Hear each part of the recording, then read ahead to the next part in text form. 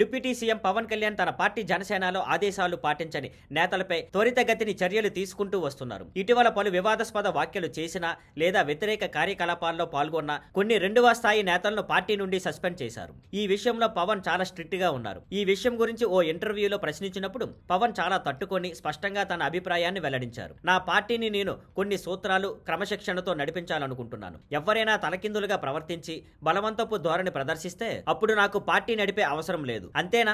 నేను పార్టీనే మూసేయవచ్చు. తప్పుడు వ్యవహారాలు చేస్తున్న వారికి మార్చుకునే అవకాశం ఇచ్చి మార్చుకోకపోతేనే వెంటనే సస్పెండ్ చేస్తున్నాను అని చెప్పారు. డిప్యూటీ సీఎం పదవిలో మీరు సంతృప్తిగా ఉన్నారా అని అడిగినప్పుడు పవన్ నవ్వుతూ స్పందించారు. నా మౌనాన్ని పలు రకాల అనుమానాలకు కారణం చేస్తారు. కానీ నిజంగా చెప్పాలంటే నాకు ప్రభుత్వం మీద పూర్తి సంతృప్తి ఉంది. అవసరమైనప్పుడు బయటికి వచ్చి మాట్లాడతాను అన్నారు. జగన్ రప్ప వ్యాఖ్యలపై స్పందిస్తూ పవన్ కళ్యాణ్ ఘాటుగా అన్నారు. ఇప్పుడే మధ్య యుగాలలో ఉన్నామా? ఇంకెంతమంది మీద కత్తులు దూసుకుంటాడో చూపించమని చెప్పండి. ప్రజలు ఈ రోజుల్లో అంత సులువుగా భయపడేవారు కాదు. ఇది మొత్తం అసాంఘికంగా ఉంది. ఆలోచనలే తప్పుగా ఉన్నాయి అని ధీటుగా స్పందించారు. సారాంశంగా చెప్పాలంటే పార్టీ శ్రమించిన వాళ్లకు గౌరవం ఉంటే దాన్ని దెబ్బతీసే వాళ్లకు పవన్ స్పేస్ ఇవ్వడం లేదని స్పష్టమవుతుంది. అంతేగాక జగన్ వ్యాఖ్యలపై కూడా పవన్ తేల్చి చెప్పారు. ప్రజల నమ్మకాన్ని దెబ్బతీసే వారిని క్షమించే ప్రసక్తే లేదని.